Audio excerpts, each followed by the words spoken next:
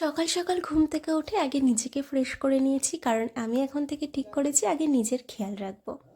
আমি যদি নিজেকে ভালো রাখি, নিজের যত্ন নিই, নিজে ভালো থাকলে আমার চারপাশটা এমনি সুন্দর হয়ে যাবে। সেটা নিয়ে আর আলাদা চিন্তা ভাবনা করতে হবে না। তাই আজকের সকালটা শুরু করলাম হেলদি খাবার দিয়ে। 1 গ্লাস গরম দুধ, লেবু, বাদাম, কাজু, কিশমিশ এগুলো তো আছেই।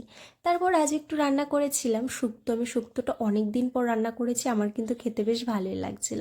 দুপুরেও এটা দিয়ে খাওয়া দাওয়া করার পর একটু ঘুমিয়ে নিই। একটু ঘুম দেওয়ার পর তারপর রেডি হয়ে চলে যাই ওই বাড়িতে, কারণ ওই বাড়িতে অনেক জিনিসপত্র আমার এই বাড়িতে চলে এসেছিলো, তো সেগুলো নিয়েই দিয়ে আসতে যাচ্ছিলাম। আমার রাস্তায় দেখো কাদের সাথে দেখা, এই কুকুরগুলোকে দেখে আমার এত ভয় লাগে। এখানকার এই কুকুরগুলো খুব দুষ্টু। যাই হোক, তারপর বাড়িতে চলে যাওয়ার পর আমি আর আমার ছোটো বোন চলে যাই বাজারে, চাটনি ফুচকা খেয়ে আসি। আর শ্বশুর বাড়িতে আসার পর দেখো কী হয়, মা এই টিফিন বাটিগুলো ভর্তি করে আবার খাবার দিয়ে দিয়েছে। আমি কিন্তু এই টিফিন বাটিগুলো নিয়ে গেছিলাম ওই বাড়িতে দিয়ে আসবো জন্য, কারণ এগুলো ওই বাড়িরই টিফিন বাটি। এই টিফিন বাটি ভরে কুলের আচার, 2 রকমের পিঠে এগুলো পাঠিয়ে দিয়েছে। ভিডিওটি ভালো লাগলে পাশে থেকে টাটা।